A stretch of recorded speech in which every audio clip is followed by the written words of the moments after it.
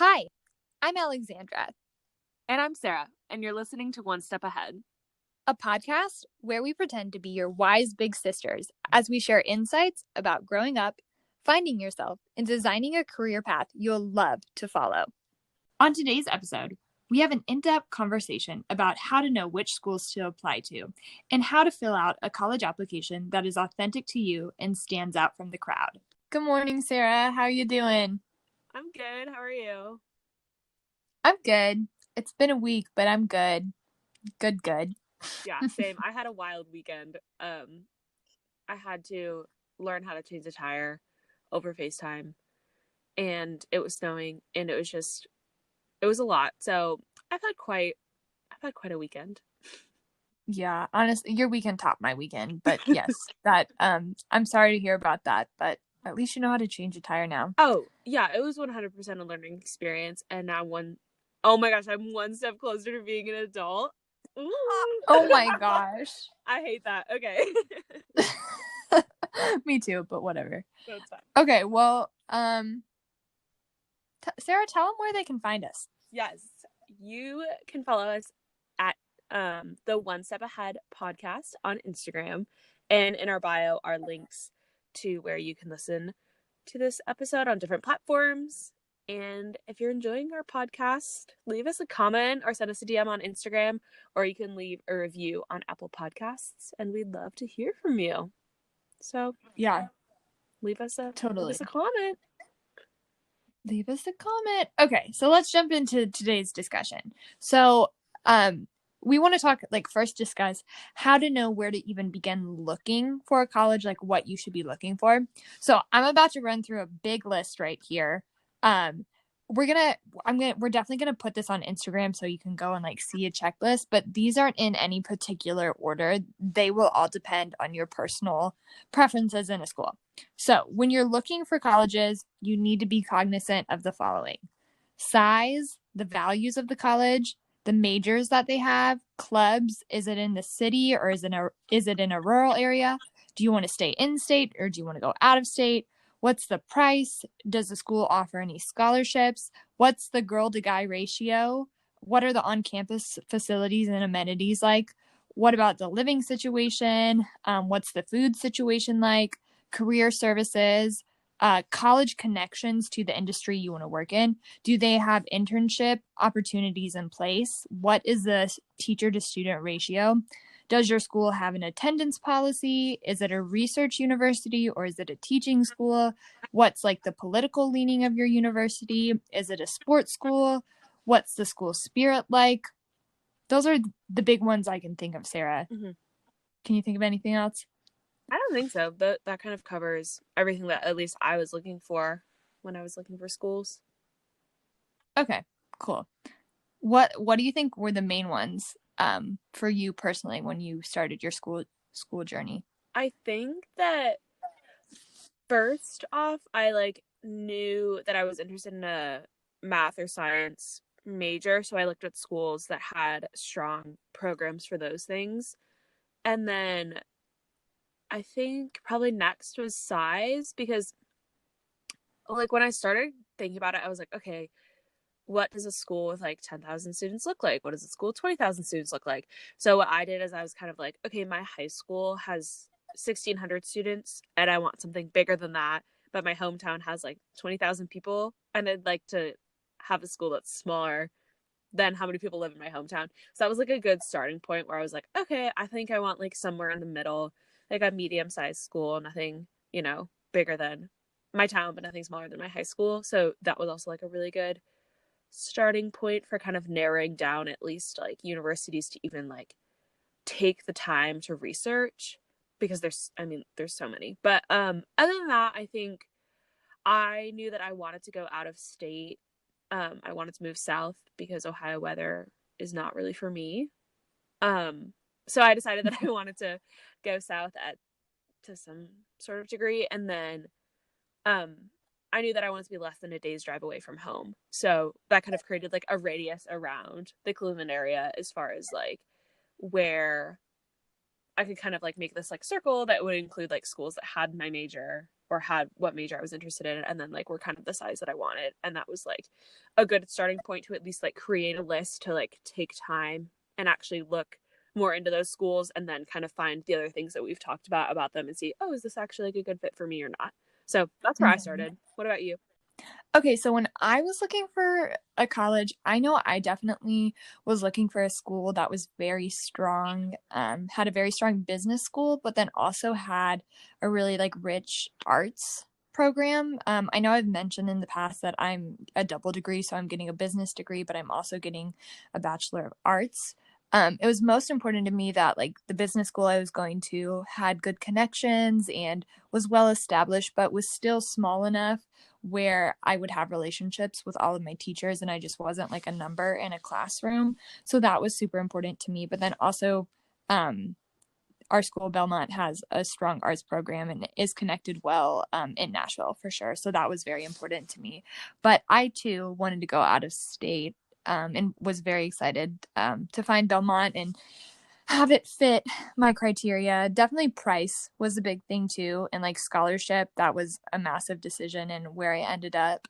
But definitely like majors for sure is the biggest thing. And I think that's probably the largest thing for everyone too. But I did like that Nashville was in a city, or not Nashville, excuse me, Belmont was in Nashville. So it was in the city. It wasn't just a college town. There were opportunities outside of Belmont, which I super appreciated and was something I knew that I wanted. I was just thinking, and something else that I think you should take into account when you're looking at schools is, do you want a liberal arts school or not? Because we go to a liberal arts school, which has made like our general education probably a lot different than it sometimes looks at. I don't know what you call a not liberal arts school, but just like a regular university. But University? I'm not sure what the proper term for it is, but you know what I'm talking about. So like we took um well, through the honors program very like similarly, but we took classes in a lot of different areas. Even though like I was a nursing major, I had to take like a religion class and a class that was like focused on like humanities and history and a lot of different things that are outside of my major, which I know at universities who that aren't liberal arts, you can kind of take like gen ed courses or courses to fill those like freshman requirements that are more focused towards your degree as well. And it's kind of like not as, Broad. yeah, exactly. Yeah. Oh, that is such a good point. Honestly, that was something, the liberal arts versus like I guess, traditional university, that was something I genuinely did not really know the difference between. Like, I knew, oh, liberal arts, and then I knew like a state school, but I didn't really understand how different that meant your curriculum was going to be. And if I'm completely honest, I've been happy with Belmont, but also the liberal arts thing for me as I've gotten into the program is something I wish I would not have chosen. I wish I would have gone, or I wish the university would have offered maybe a liberal arts path, but then a regular, quote unquote, regular path as well. So, stemming off of that, when you're looking at universities, like once you get down to the universities you think you're serious with, call and ask the university if you can talk to someone like a possible guidance counselor within or advisor within like the college you're applying to, and ask to see the curriculum so you can see exactly what classes you are supposed to take. I was just going to say that I, on the other hand, kind of enjoyed the liberal arts education. I think it's made me like a well-rounded nurse, and I had a lot of interest like kind of outside of my own degree. And there were a lot of things in high school that I really enjoyed taking, like different classes, and I kind of liked that continued in college for me. Did I love every history class that I was in? Absolutely not. That's not Absolutely my not. bread and butter. That was not for me. But Alexandra and I took this class. It was like environmental science, like ecology class that was so great, and I really, really enjoyed. And it was like such a different dynamic from what my nursing classes were, that it was like a really good break or just like change of pace for me. And I've taken a couple other classes like that. Like I took a creativity class, and I took we took this math class together that I actually really enjoyed, kind of having different courses still be like part of my life, and that it wasn't just like ride or die nursing for me. It was I still got to do a lot of different topics and a lot of different subjects, and I personally liked that. So I just think it kind of depends on like who you are, what you like, what is going to end up being a good fit for you. And if you like know like, hey, math is for me and math and only math, then great, more power to you. Then maybe don't select a liberal arts university where they're going to make you take those writing and history courses. It just kind of depends on what you want and what your future career looks like. And if you think that, hey, you know, having those extra bonus like skills that you're going to earn from those classes is going to be valuable, or if it's kind of your time would have been spent somewhere else. So it just kind of depends. Yeah. Long story short, check that out and then just genuinely make sure that the decision you make is something that you feel like is true to you and you're not doing it because you feel like, hey, I need to take these classes to be more well-rounded, or hey, I should go the more traditional university route because I only want to focus on that. A balance is important, and I think it can be achieved at both type of schools, but that is something definitely be cognizant of. Sarah, you want to talk a little bit about the Princeton Review? Yeah, so you can go on the princetonreview.com and they have a college search like page basically where it'll ask you like a bunch of questions like how far away from home do you want to be, or how far do you want to be from like this certain location. And like I went through and did it and was just kind of um curious what would like pop up as like schools for me, and it was like how important is like this major being there and that. So it just kind of walks you through like a process and will give you a list of schools, and you can even like search schools outside of that kind of like search bar. But I think it's just a good like starting point to at least get a list of universities to start with to even like kind of begin that process. And then of course you can do your own research outside of that, but I just think it's a good um kind of like jumping off point and a good place to kind of start your search and start narrowing down like the thousands of universities. Yeah, definitely like an official place too. It's not just a list of someone's random opinions. It's backed up by stuff and they've got links to all the universities that are featured on their site. Another thing that made me think of was because of COVID right now, make sure that the university that you're looking at has like a good track record with that, or make sure they have things in place for COVID. Like, what is school going to look like if you're applying right now to go to school next year? Are they going to have a program in place that is still fulfilling to you as an incoming freshman? And those are conversations that like you really want to have because your education is so important and you're paying money for it. And if you're going to go to a university that isn't cognizant of COVID and isn't treating this seriously, or doesn't have like their activities online or things in place to make sure that your experience is as great as it can be during this time, that is definitely a red flag. Yeah, I think I would 100% look at how the university is handling it, because I think everybody saw NYU's food situation on the internet when those students were all in lockdown.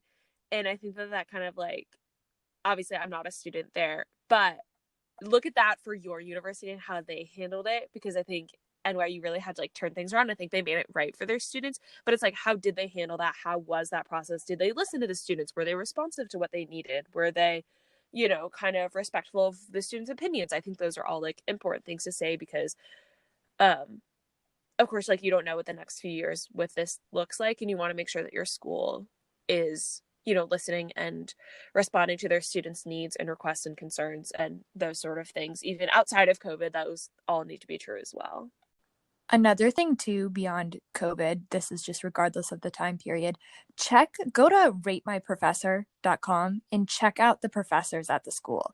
Like if you know, hey, I want to go to this school and I think I want to major in this, go onto Rate My Professor and look at that school and those teachers in that department. See what people have left, like what reviews people have left, because typically people will either leave reviews that are like glowing. If they absolutely love that teacher, they'll take the time to write something, or they'll write something if they really had a bad experience. And like really look at those, because that's helped me decide like what professors to take. And I would have never ever thought or known about that before like I started college. So is it ratemyprofessor.com? I think so. I think Yeah, ratemyprofessor.com. Just type in rate my professor on Google and you'll definitely find some information for sure. Another thing too is if you can reach out to someone who goes, I think we've mentioned this before, I probably have. Reach out to someone who goes to that university and talk with them. That's the best way to make sure that you're getting the accurate opinion of a school. Yeah, and I think also if you can connect with somebody who's from your hometown who goes to that school, that's a good way to kind of be like, oh, it did my high school correctly prepare me for what college is going to look like, or specifically like this university, and how was the transition from, like, for me, I would have loved to have talked to somebody and been like, how was the transition from living in the Midwest to kind of living in a southern state? And like, just because I think there's, first off, like a cultural difference, but also just like it's a little bit different. And I think it's like good to talk to somebody and be like, hey, how was it? Or like, did you feel like it was too far away from home for you, or was it too close to home for you, or how, was the high school workload comparative to the college workload at that university? And I think that's a good kind of also measuring point. Yes, absolutely. As you said that, when you said cultural difference, something that it brought to mind was also be very cognizant of the wherever you're going to school, pay attention to the cost of living. That can vary that clearly varies greatly from state to state and area to area. But that, can be the difference between you being like, hey, I can afford going to this school, but wait, maybe I can't, depending on how much, being able to live and commute and all of that. That's a big deal as well. This past week, one of our listeners reached out and asked us to talk about the college application process. So let's just start from the beginning with the actual application. I think the first thing to do is to make a list of the universities that you want to apply to and outline the deadlines that you'll need to know for applications, because there's different sorts of deadlines for different, first off, like you can apply early decision or early action, or like general acceptance periods of time. So you just need to decide what you're doing for the application and which one you'll need to apply for, because there will be different deadlines. And depending if you're applying to like an honors college or a specific like major, they might have other deadlines for applications. So just, I think it's best to make a chart either like on an Excel spreadsheet or just writing it all out, your deadlines, so you know which ones are top priority to work on first. And then next, you need to see if the application is a Common App or a university-specific application.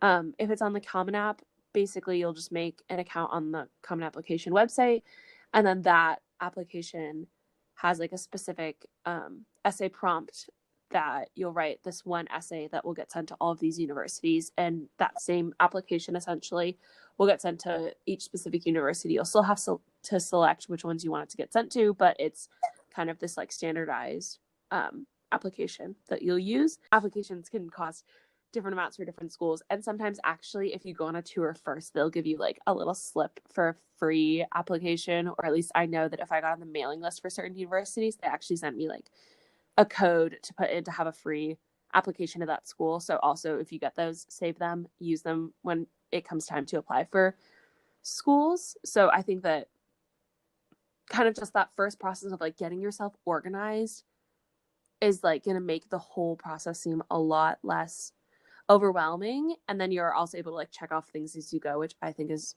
really satisfying and makes me feel like I've actually accomplished things. And then of course, like you'll need to have like a lot of your parents' information. So sometimes this is good to just like set a time to sit down, especially with the common application, to set it down and like do it with your parents and get all of that information correct and fill it out at one point in time. And then you're able to kind of move on to this essay portion. Alexandra, do you want to talk about that? Yeah, for sure. Before I hop into the essay discussion though, make sure too, like, you're going to have to submit your high school transcripts, of course, with like the Common App and college, like all college applications. Make sure you're not requesting that until like when you're about to submit, because sometimes it can take like a week to get a a transcript needed, like the proper way to submit. But okay, moving on to the essays. my biggest piece of advice with like the essays is don't put it off like you might a essay you have to do for class. Like this is not an essay that you want to wait and do like the day it's due or the night before it's due. So the best thing I can say is start early and make an outline. Like make an outline. Know what prompt you're going to know the prompt like inside and out, and make sure you're genuinely answering the question. And you need to like definitely stay within the word count. Sometimes like on the Common App, I feel like it didn't even let you go over the word count is what I wanted to say, but be cognizant of that and make sure that you're actually like the stuff you're including in your essay is worth including. You're not just putting it there because you feel like that's what you should say. In your essays, you need to be honest. And when you're talking about your essays, you want to make it personal and make sure it accurately depicts who you are, not who you think the university you're applying to expects you to be.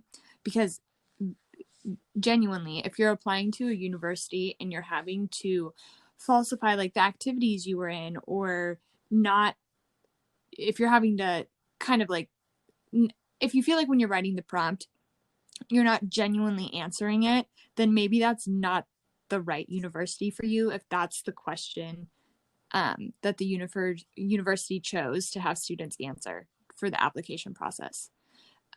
Definitely, you've got to write it ahead of time, but you need people to review your essay.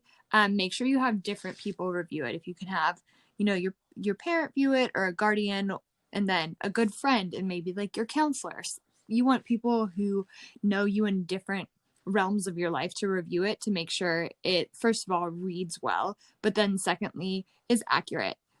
There's a service online. You can use it for free. It's called Grammarly, and I absolutely love Grammarly. It allows you to just like pop in your essay, and it will help check like grammatical errors. It will recommend different like words to use. Like let's say you're describing something and you're using like really all the time or very. It might give you, or it would give you a synonym to those words that would allow your writing to sound more eloquent and like you really took time writing your essay. Definitely don't repeat words like I just said. Like don't say really, really, really, really like several times throughout your essay. Make sure you're coming up with different words and different adjectives to describe your accomplishments. And also don't like repeat accomplishments and clubs and activities just because you need to fill up space. Instead of saying, I did this my freshman year, and then I also did it my sophomore and junior year, and continuing with this my senior year. Talk about like the actions you did within the club instead of just saying I was in this club or in this class I got this grade. Say how you got it or what you did. For sure. And make sure you're staying within the same tense. If you start with present tense, keep present tense.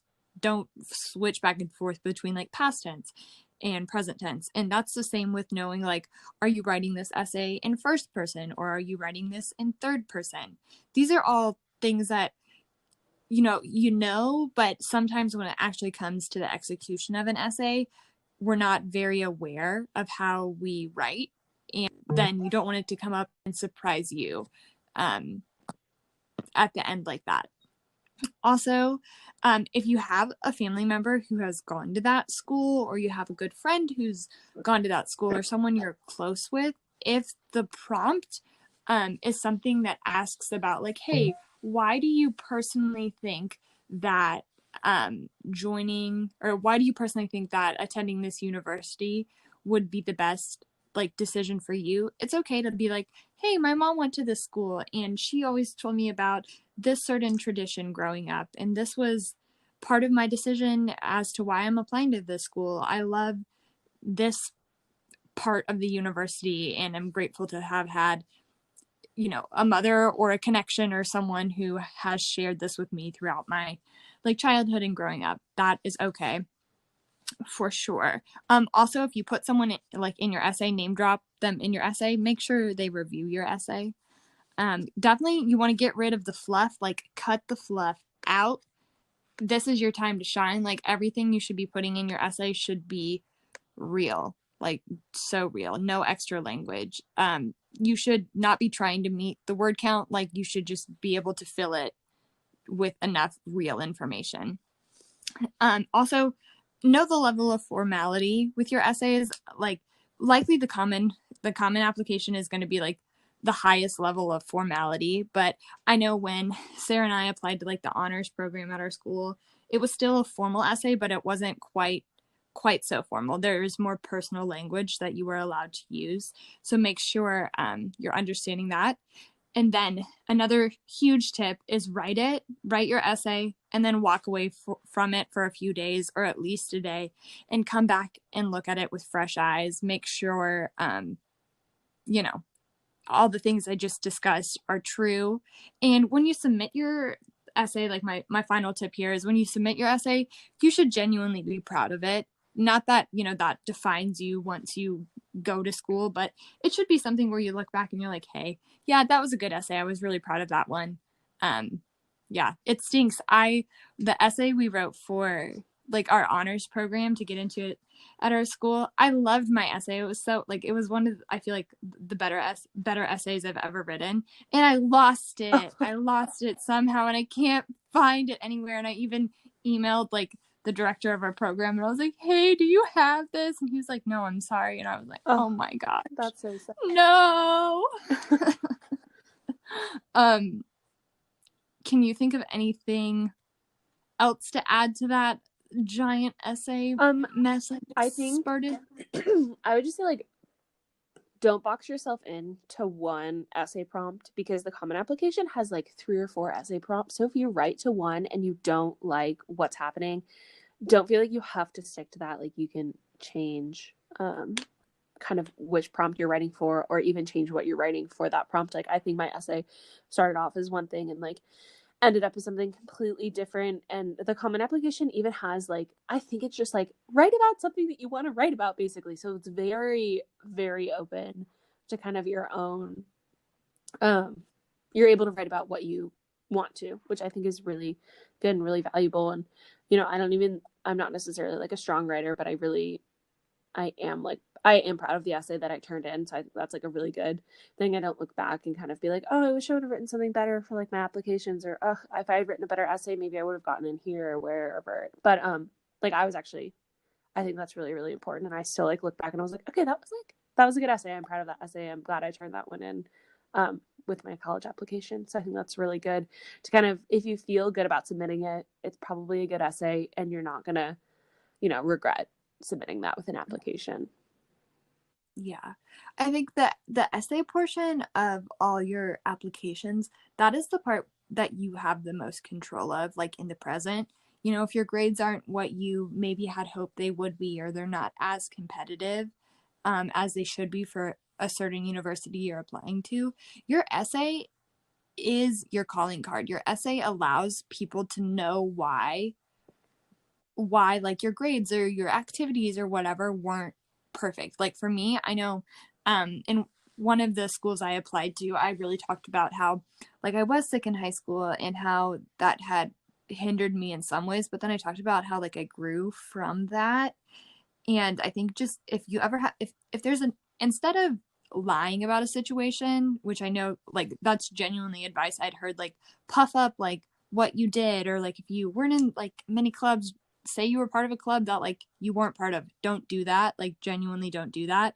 What you should do instead is say like, okay, I wasn't involved for this reason. However, I used my time in this way, or I grew from it in this way. And as I go into school, as I go into college, I plan to do this differently because of this.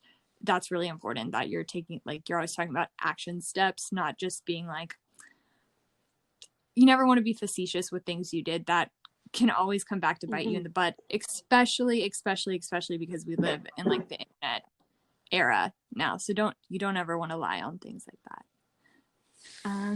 But other than that, oh, I guess one other thing too, that when Sarah said about switching the essay prompt, I absolutely agree with that. But I would say beyond that is like if you started the application process for a school and then you feel like, oh wait, this school isn't for me, if you learn more about it or whatnot, that's fine too. Like stop your application. No one's saying you have to apply to a bunch of different schools. That's a whole nother thing too. Maybe this is something we should address later, but so many people are like, I know people who applied to like 20 universities. I mean, if that's what you want to do, pop off, but also like that's insane. That's a lot. You should probably be narrowing down your list to, first of all, more realistic schools for you, but then also, um, even if you could get into all 20 schools you applied to, or let's say you get into all 20 schools you should apply to, you should still know, like, your top 10 max, I would say. But yeah, going off that, Sarah, do you know how many schools you applied to? I think I ended up applying to 8. I applied to like 4 in Tennessee because that's where I thought I wanted to end up. Mm-hmm. Or maybe even more in Tennessee. Like I applied a lot, and then I did do my favorite like Ohio school, and then I applied to like definitely a safety school and a school that I knew I could get some decent scholarship at, and so I kind of did like a safety school as far as like academics went, and then also almost a safety school as far as finances went, and then I did like 2 stretch schools basically is essentially what I ended up doing. And then even after I submitted applications, I like knew which were my top 2, and that ended up being like kind of my top 2 all the way through decision day basically. So it was like my favorite Ohio school, and then my favorite Tennessee school ended up kind of being my last 2 to decide between. Yeah, I think I only applied to 4, which I know this is a recurring thing, but I've mentioned this before. Because I was sick in high school, that really changed the process of how I did things. Um I wasn't as on top of it as I would have been if I wasn't sick. So I definitely know I would have applied to more. But I kind of applied. I know I applied to 2 in state, then I applied to Belmont, and then I applied to 1 in California. And it was because I like had received a lot of communication from them, and I got like the full, like not the full scholarship, but like the largest scholarship they had without like I pre-qualified for it. So that's why I like submitted there. But hindsight for me, I know I would have submitted to more universities. I didn't submit to a single like stretch university at all. And like in all honesty, I think if I would have applied to like quote unquote a stretch university, it wouldn't necessarily have been for grades because of me. It would have been more like finances, because I don't necessarily, or my family wouldn't, I wouldn't have qualified for like financial aid. But a lot of the universities that would have been like quote unquote the harder universities to get in, there's not a lot of like merit scholarships. So that kind of was what limited my my college application process. Oh, that was another thing too. Hearing me say that right there, like need-based aid versus merit aid, or merit aid. What merit aid? Excuse me. Um, that's something you should totally look at when you're making your list of colleges that you want to apply for. Actually, that was one of the biggest things for me. I completely forgot about that until right now. Looking at the difference between, can you get a scholarship based on your merit, like your grades and your activities and all of that, or is it, or are there scholarships primarily based on financial need? That's a big thing too. So yeah, I did the 4, and then I was between like the big state school in Indiana for me that I really would have genuinely, I think, been happy at as well, and then Belmont. So I guess we should talk about, did you make a giant pros and con list? Because I most certainly made a massive pros and con list for my schools. Did you do that? Yeah, I did. I did make like pros and con lists and kind of in that last decision, but also I committed to Belmont in, I guess, like March after I did the accepted student stay there, and I kind of was like, okay, yeah, this is like definitely a good fit for me. And I'd seen the other school a few times as well, and was like, I just think that like this Belmont would be the best fit. And then I decided. So I didn't really have to do that last minute big pro and con list that I know you did. So that's definitely Oh my, that wasn't quite part of my experience as much. oh, that was heavily part of my experience. I'll share this and then we'll wrap up, and then we'll talk more about it another time. But yeah, I made a between, so I accepted to Belmont like like 11:58 the day we PM, like the day we had to make this decision. Or it was probably more Classic. like Such a classic 11:45. move. Yeah, okay, guys, the thing is I when we're talking about procrastination, I never procrastinate to the point where I don't get the grade I want. I am a pro procrastinator in terms of knowing when I need to like kick it into high gear, which I'm not saying that's the best quality, but sometimes that really does force me to do my best work. That's besides the point. Anyway, the night of like D-Day, making the decision day, I'm not kidding you. I probably taped together like I am not kidding you, like 10 pieces of paper for each school. Like 10 printer like or 8 by like 11 sheets of paper. It like hung off my counter. I'm not kidding you, for both of the schools. The lists were massive in terms of pros and cons. I dissected everything. And I also like coded them. I had the blue one for Belmont and then the red one Oh for my the other gosh. school, and it was great. And you know what? My mom had saved them, and just like we got a new puppy over quarantine, and guess what? She ate them like a week ago. And I was so sad. I saw them sitting on like our craft room counter, and I was like, "Oh, I'm so excited to read this." And then she ate them, and it hurt. That's so funny. Okay, and wrapping this all up, Sarah, what is your biggest like action step from everything we just discussed? I think my biggest thing is get organized early. Get your list of colleges made. Get your deadlines written out. Know which application you're doing. And begin that essay process early. And don't be afraid to make changes to that list. But having a starting point is going to make the process so much smoother. And I know, like, my mom helped me make a list, and we had it taped to the inside of one of our cupboards. And whenever I would like open that cupboard, I was like, oh, there's the list. Let me check. What am I up to? Like, it was a really good kind of visual thing to look at, and just be organized and start early. And don't let people be like, oh, it's whatever. It's summer. Why are you starting this? No, it's okay. Go ahead. Start the process. It's going to make it a whole lot less overwhelming in the end. Absolutely. I would say my action step my action step is that, okay, this maybe isn't an action step, but it's like a final piece of advice. My thing is that just know that like the college application process isn't supposed to be like a scary thing. It's overwhelming, but it's also a good reflection for you. Like you're going to be able, probably for the first time, to fully and articulately voice all your accomplishments like that you've done. It's a great way to like reflect on high school and be like, wow, I really did accomplish a lot. Even if it wasn't perfect, I accomplished a lot. And that is that's a massive thing. That's a huge accomplishment. Um, and I'm sure probably everyone who's listening to us right now is planning to apply to college, I would assume, or has already gone through the process. But I would say even if you aren't applying to college, or even if like if you're graduating from college, or if you're in a job right now, doing like a yearly audit of the things you've done, that's a great way to like make sure you're holding yourself accountable to all your goals.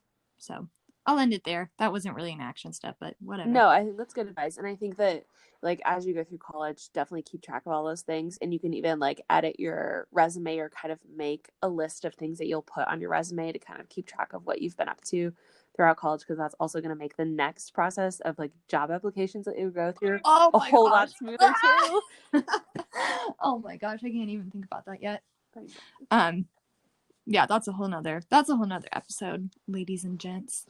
Okay, Sarah, what is at the top of your stairs this week, and what's one step you're taking to accomplish that goal? For me, I am going to try and fix my sleep schedule. I've been going to bed way too late, or like rather early in the morning. My sister and I share a room at home, and she's a bit of a bad influence. She's still doing college, and I am on break. So she has been up really late working on stuff. And of course, I was too when I was doing finals, but that's kind of rubbing up on me. So I've been going to bed at like 2, 3, 4 o'clock in the morning, which is not healthy. And then I just sleep really late in the day, and then I kind of have wasted a whole day. And so the thing I'm doing to fix that is I'm planning things such as this recording in the morning, which forces me to get up, or I'm scheduling things with friends or with my family. So I actually have something to get up for and something to set an alarm for. And then when that alarm goes off, I'm trying to get up and not snooze it 8 times. So I am trying, because I don't want to go back to school and have me not getting tired until the middle of the night. That is not good. So I'm hopefully going to try and work that out and make some improvements this week on that. What are you working on? Okay. At the top of my stairs this week is honestly me doing an audit of my time. I want to make sure that everything that I'm currently working on is either serving me in the long run, is helping serve someone else, or is serving me in the moment. So I'm not saying that every moment of my day needs to be productive and I need to have output from every hour of my day, but I do want to make sure that, hey, I'm not just watching 4 hours of YouTube during winter break and not being present with my time. I know that was something we talked about, mindful rest, one of maybe your first episode, second episode. Mm-hmm. We're only on our third, so I should know. But definitely making sure everything I'm doing right now is either helping me rest and recharge and expand my knowledge in some way for the coming semester and then the job hunt process, or is actually helping me make sure I am prepped, or putting plans in place for next semester and for the job process. And I think the action step I've kind of taken this week is honestly kind of talking with some people who I am working on other projects with and have had some some issues with how we've spent our time. So confronting that has been a step I'm taking this week. But yeah, it's a bit feels like an adult step, but you know what? That's where we're headed, and want to practice this now and not have to deal with it for the first time when we're in the working world. That's true. Hopefully setting ourselves up for success in the future. Yeah, that's what this is all about, guys. Staying one step ahead. I'm sorry for the corniness, but that is so true. Okay, well, today we just want to say thank you guys so much for listening to our episode. We genuinely appreciate it, and we love when you guys send us a message on Instagram or whatnot. We geek out. We really do. We're like, oh my gosh, she's so cute. She sent us a message, and we get so excited. So with that being said, guys, follow us on Instagram at the One Step Ahead Podcast. DM us with your questions. Comment on a photo if you've got some. We've only gotten DMs so far, but we're good with that. We love them. Also, review us on your favorite podcasting app. It helps us grow, and we're in the beginning stages, clearly, as we've mentioned, but we're excited to grow. And this is something that, although we're doing it for a school project, we really do have aspirations to keep this going. We really like it, and we're really grateful for everyone who's listened so far. So with that said, guys, have a great week. Bye. Bye.